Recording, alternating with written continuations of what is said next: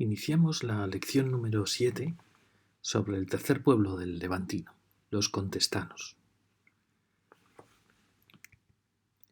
Los contestanos, como vemos por su terminación en etanos, anos, sería un pueblo ibérico. Vamos a comprobar como todos los autores antiguos lo incluyen desde luego en los pueblos ibéricos. Pero va a ser un pueblo ibérico que va a tener muchísima personalidad y que va prácticamente casi a coincidir con una provincia actual, con la provincia de Alicante. Es una de las provincias más montañosas de la península y ha logrado, a pesar de su topografía tan difícil, crear una cultura y una civilización propia. Por eso muchos asocian los contestanos a una verdadera civilización única. Para algunos en ellos nació el idioma ibérico, que luego se expandría por toda la península. Fijemos ahora, como hemos hecho antes, que primero vamos a aclarar que no vamos a hablar de la historia de los contestanos, sino que este es un trabajo que trata del paisaje español y que, al ser estas las primeras lecciones, lo que vamos a tratar es de las fronteras de estos pueblos, para saber en qué cordilleras se apoyaban, en qué ríos, en qué situación de la península. Fijémonos entonces en la España de Avieno. Avieno se basa en un manuscrito de un viajero del siglo VI a.C., es decir, la primera crónica que tenemos escrita prácticamente de la península. Y él, curiosamente, en la zona que ahora vamos a estudiar, la zona alicantina, él considera un tema muy importante. Considera que el límite de Tartesos, del imperio tartésico, está en el Cabo de la Nao. Eso es importantísimo, porque el Cabo de la Nao sería el límite de Tartesos, es decir, que prácticamente Alicante pertenecería, y los contestanos, a un mundo tartésico. Para mí el mundo tartésico es el sur, sin duda Andalucía. Entonces, habría algo en los pueblos contestanos que lo habrían ligado al mundo tartésico y que lo habrían separado del mundo levantino, del mundo de los íberos, que llegaba hasta el Pirineo y hasta los Alpes. Es decir, para Avieno hay una frontera entre dos civilizaciones, la levantina o mediterránea y la tartésica, y la frontera iría por el Cabo de la Nao. En Hecateo aparece ya el pueblo de los esdetes, que sí que claramente aparece dominando todo lo que es el levante español, ¿no? Desde el Ebro hasta el Segura. Y aquí aparece Mastia, una ciudad que algunos asocian con Cartagena, no está claro, y el pueblo de los Mastienoi o Mastienos, que va a ser un pueblo muy importante pero que va a desaparecer su nombre dominado por otro pueblo como es el de los Bastetanos. Pero los Mastienos, como veis, parece recordar una relación con el mundo tartésico hasta el Segura. Si volvemos a Avieno, vemos que Avieno ha marcado también, además de la frontera del mundo tartésico en el Cabo de la Nao, ha marcado el pueblo de los Gimnetes. Esto es también un dato importantísimo que yo creo que no se le ha dado suficiente importancia, porque las Baleares son las islas de los Gimnesia. Ibiza también se llama Gimnesia, es decir, hay una relación entre Alicante, las tierras de Alicante, los Gimnetes irían de la Cabo de la Nao, en la zona del Cabo de la Nao, como veis, hacia el norte y sur, y las Baleares. Esto pueden ser dos cosas, o bien que los pueblos que llegaron a las Baleares luego continuaron su viaje o alguna exploración y llegaron al Cabo de la Nao y se establecieron en la zona de Alicante. O bien puede ser al revés, que los pueblos de Alicante, de la zona de Alicante, cruzaran y fueron ellos los que colonizaran las islas. Esto luego lo veremos, por si me olvida, lo digo ahora, que también Avieno va a hablar del río Sicano, que es el Júcar, el Sucro luego, y que va a decir que de allí salieron para colonizar Sicilia. Es decir, que da la impresión que es un pueblo que realiza expediciones, quizá porque su geotopografía era muy difícil y porque había pueblos muy poderosos rodeándole, y que él emigra para ocupar otros territorios, como podían ser las Baleares y como luego Sicilia. Esto es muy importante. Aquí, como veis, en Avieno aparecen los masienos en la zona de Cartagena, los belibraces, que ya los vimos en toda la zona de la cordillera ya, desde Teruel, Cuenca, y los íberos en toda la zona, a partir del Cabo de la Nao hasta los Alpes. Estrabón, que es ya un autor siglo I a.C., ya mucho más cercano a nosotros, deja claro separa a los íberos ya en dos pueblos, en indiquetes y edetanos y lergetes del interior, y los edetanos irían desde un poco más al norte del Ebro, Col de Balaguer probablemente, no llegarían hasta Aragón, donde sitúan Zaragoza los celtíberos, vendrían por todo el borde y llegarían hasta Cartagena. Es decir, que todo este territorio sería de un pueblo llamado edetano. Es decir, que los ilercabones, los edetanos de Valencia y los contestanos de Alicante serían el pueblo edetano. Esto, como veis, coincide casi exactamente con lo que luego va a ser el reino de Valencia. Y aquí, para Estrabón, en todo este borde de la cordillera, estarían los celtíberos. Vemos que aquí también aparece un pueblo, los oretanos y los bastetanos bástulos, que van a ser fronterizos con nuestro territorio, por eso son muy importantes. Plinio, en cambio, ha partido ya estos edetanos de Estrabón en tres pueblos, en los ilercabones, en la zona del desembocadura del Ebro y Castellón, los edetanos de Valencia, que para Plinio llegan hasta el Ebro, hasta los vascones, y los contestanos de Alicante, que también irían desde el Júcar, desde el río Júcar, hasta Cartagena. Y como veis, insisten la mayoría en que los contestanos llegaban hasta Cartagena. ¿Cuáles son entonces los límites de los contestanos? He dicho antes que pocas veces un pueblo coincide tan claramente con una provincia, y es cierto con matices. Fijaros, los límites de los contestanos por el norte serían el Júcar.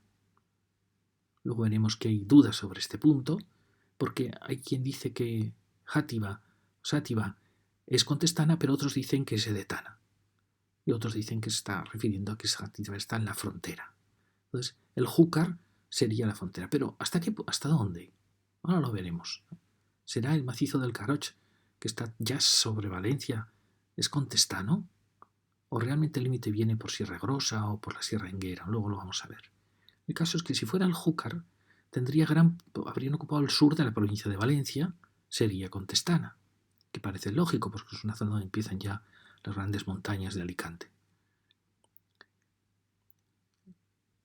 Ocuparía el cabo de la Nao, como hemos visto, límite tartésico para Vieno, situación de los jinetes, de un pueblo de los jinetes también para Vieno, y ocuparía todos los grandes valles, las grandes cordilleras de Alcoy, la Sierra de Aitana, Alicante, donde probablemente había una de sus grandes capitales, en esa Acrópolis de Santa Bárbara, y luego llegaría para algunos hasta el Segura, es decir, el Segura y luego ya el Vinalopó serían la frontera, casi coincidiendo bastante con la frontera actual, o bien, como pasa ahora, las marismas, todas estas grandes marismas que hay entre el Segura, hacia el sur, hacia el Mar Menor, todas estas grandes marismas que hoy son realmente alicantinas, pues serían una tierra de nadie con los pueblos de aquí que serían los mastienos o los masienos.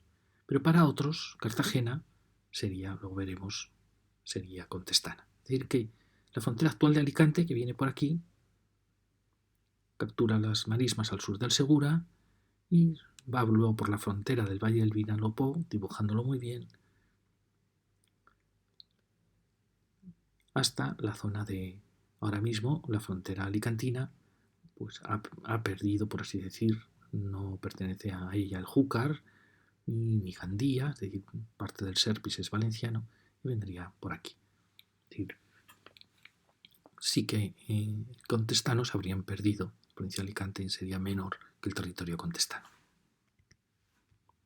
Entonces, si vemos la frontera sur, nos damos cuenta que, por un lado, el Segura es una frontera, para algunos es la frontera de Tartesos, para otros la frontera de Tartesos va a venir al Cabo de la Nao, pero para muchos la frontera del Tartesos es el Segura.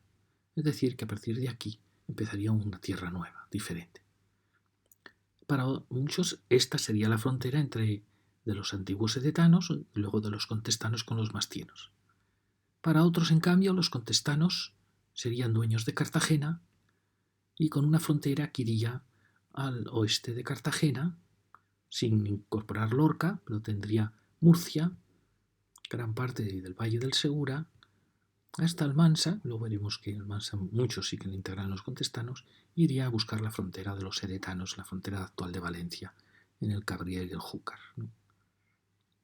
Es decir, que o bien los contestanos en este sur serían dueños de gran parte de la provincia de Murcia, toda la zona de Yecla, o bien seguirían la actual frontera provincial con el valle del Vinalopó hasta el Júcar, que sería su frontera, es decir, el Carroch también sería. Aquí tenemos en el norte, vamos a tener el mismo problema que ya hemos dicho. Si los edetanos llegaban hasta el Júcar, o si realmente llegaban a la actual frontera de Alicante, que llegaban más abajo. Pero esta frontera del Júcar la marcan muchísimos como frontera de contestanos, edetanos, jinnetes. Es decir, da la impresión que la frontera del Júcar es mucho más importante que la frontera actual provincial. ¿Qué serían entonces todas estas visiones de los antiguos edetanos, esdetanos? ¿Formarían los contestanos con los edetanos, llamados a veces deitanos o esdetes, un gran imperio? Pues creemos que sí. Creemos que contestanos y edetanos son pueblos hermanos, aparecen siempre llamados a veces como esdetes, como hemos visto. Pertenecen también a la gran confederación íbera, como hemos visto también en la frontera de los íberos con los tartesios, como pasaba con los ilercabones, que también habían pertenecido a los edetanos, y con los edetanos o edetanos de Zaragoza, es decir, que habría un poderoso imperio edetano que iría desde los vascones hasta Tarragona y capturaría pues lo que es Zaragoza, Teruel, Castellón, Valencia, Alicante. Y un pueblo tan poderoso, ¿por qué no vamos a creer que ocupó territorio de los masienos, de los antiguos masienos, y que ocupó gran parte de Murcia, incluso tramos de Albacete, como luego veremos? ¿Y no es esto en el fondo la recuperación, el recuerdo del reino de Aragón, con su capital en Zaragoza, que luego va a conquistar y va a crear el reino de Valencia? Nos está esto también explicando un poco las contradicciones, porque si Jaime el Conquistador conquista ya Murcia, pero se la entrega a Castilla por un acuerdo que ellos tenían, ¿era realmente Murcia tierra que tenía que haber pertenecido al reino de Valencia? ¿O es diferente Murcia y de cierta manera está integrada con otro mundo distinto al de Valencia? Aquí vemos una de las claves del mundo contestano. Fijaros entonces que los contestanos están entre dos pueblos poderosos, ¿no? Están entre tartesos y los edetanos. Y da la impresión que a lo mejor el pueblo alicantino tiene algo de mezcla de esas dos influencias, de la influencia tartésica de un gran imperio del Mediterráneo y del Atlántico, y de la influencia sin duda edetana del mundo edetano. Fijaros cómo estamos viendo esa encrucijada y como hemos dicho también lo que sucedió también con el reino de Aragón, el reino de Valencia, la decisión de a quién pertenecía Murcia, como vemos, es una encrucijada de pueblos.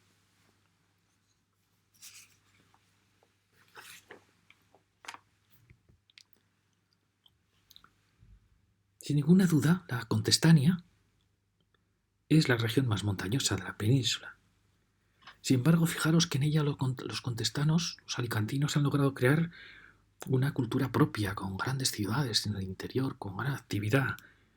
Una civilización sin duda diferente, desde luego, a la de Murcia y también es diferente a la de Valencia. Es decir, fijaros que a pesar de su topografía, lograron crear una gran civilización de ciudades, lograron tener grandes ciudades marítimas, como Denia, como luego Alicante, como Elche.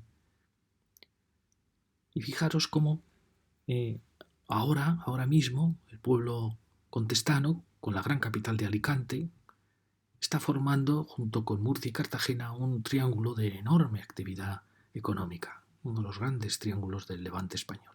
Es decir, que ha sido un pueblo donde, a pesar de su topografía, ha mantenido una gran actividad, ha creado muchísima actividad artesanal primero, luego industrial, en sitios inverosímiles, y que ahora está regando toda la gran llanura del Segura, desde Alicante hasta Cartagena, y que tiene un futuro muy prometedor.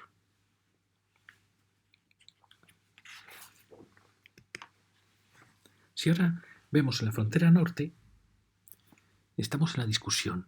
La frontera llegaba hasta el Júcar, como dicen muchos, como parece que todos los antiguos nos lo dicen, o llega donde la frontera actual provincial. Nos parece muy extraña la frontera provincial porque realmente un pueblo que ha dominado todas estas cordilleras sería muy raro que teniendo esas ciudades poderosas del interior, como son Alcoy, Játiva, Villena, pudiera dejarse perder, por ejemplo, el río Serpis, dejar perder su desembocadura, dejar perder estas montañas que llegan hasta el Júcar.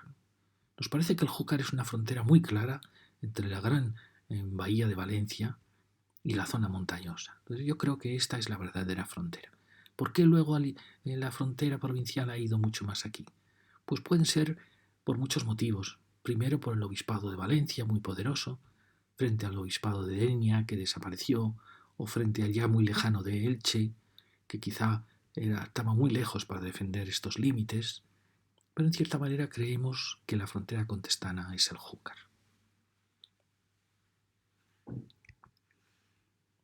Y ahora veamos el límite noroeste.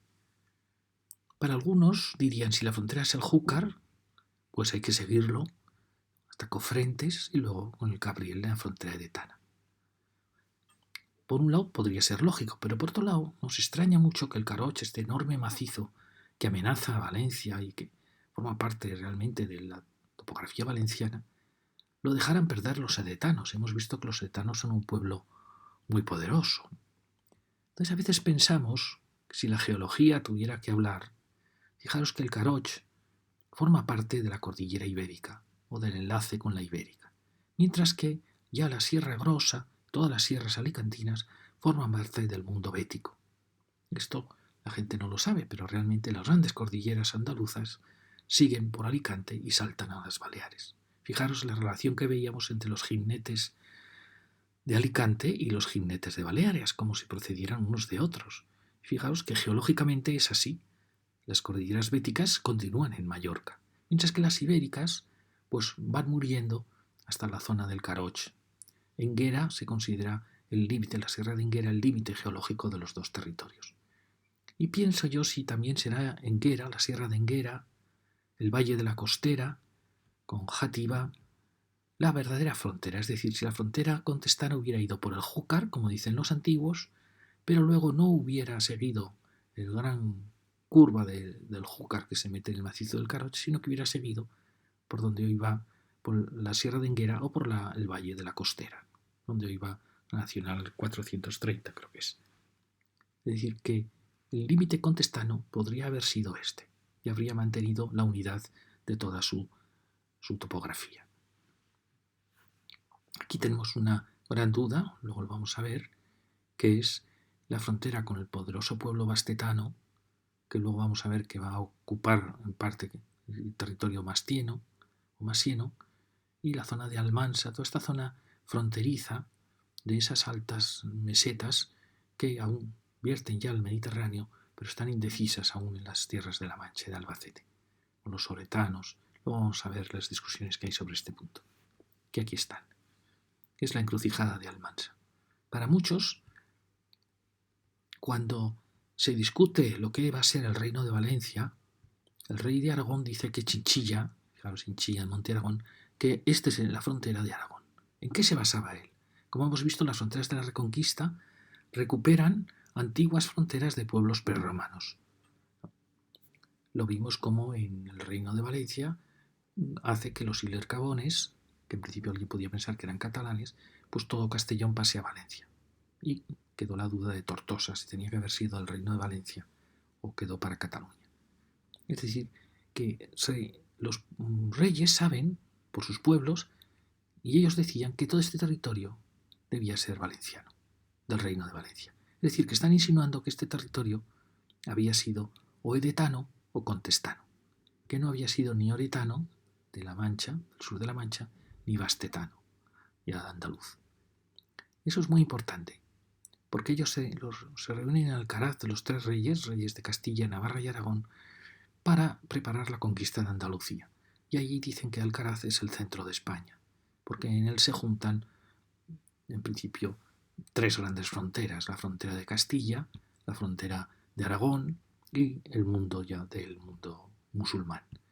Navarra es curioso. ¿Por qué está Navarra aquí? Pues hay una teoría comprobada que Navarra, que quedó cortada su expansión en la Reconquista por el Reino de Aragón creado por ella misma, pero que por toda esta franja de Cuenca, Albacete, va llegando una repoblación navarra, como si Navarra no renunciase a seguir intentando la reconquista hacia el sur.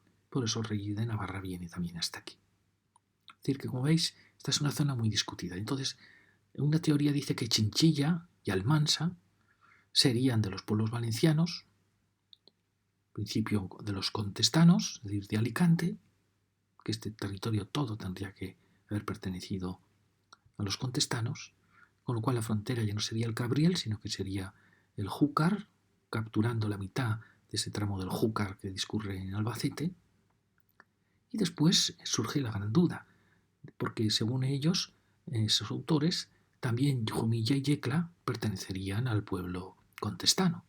Ya hemos visto antes cómo había una hipótesis que decía que toda Murcia, subiendo de Murcia por Mula, y por supuesto llegaba, algunos incluso incluyen Caravaca, pero bueno, llegaba hasta esta zona de Yin, y toda esta zona había sido contestana. Como veis, aquí hay una discusión entre pueblos, quizá fue una frontera disputada entre bastetanos y contestanos, cuando estos se apropian de los masienos o de los mastienos, que estos también se habían apropiado en parte, hay una lucha en esta frontera por ver a qué mundo pertenece. Como veis, al final triunfó Castilla, y todo esto ha pasado a perteneció a Castilla, salió el reino de Murcia, con personalidad suficiente para no pertenecer a Andalucía, pero se perdió para el mundo valenciano, se perdió para los contestanos.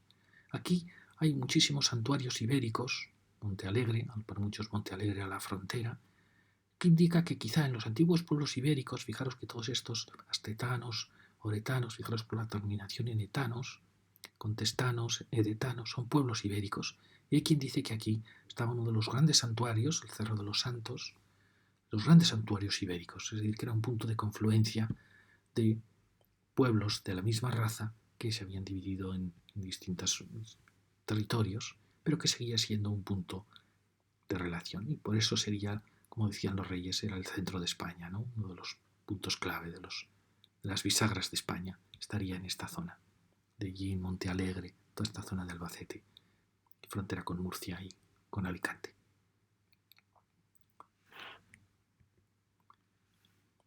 Entonces, si vemos la complejidad y a la vez la unidad que tiene el pueblo contestano, nos damos cuenta que si contestanos y edetanos, realmente, fijaros, desde las llanuras de Elche, si la frontera estaba en el Segura, todo el valle del Vinalopó, Alcoy, la Sierra de Aitana, Calpe, el Cabo de la Nao, Denia, hasta si eran dueños del Caroch, todo el pueblo contestano tiene un equilibrio perfecto con el pueblo edetano.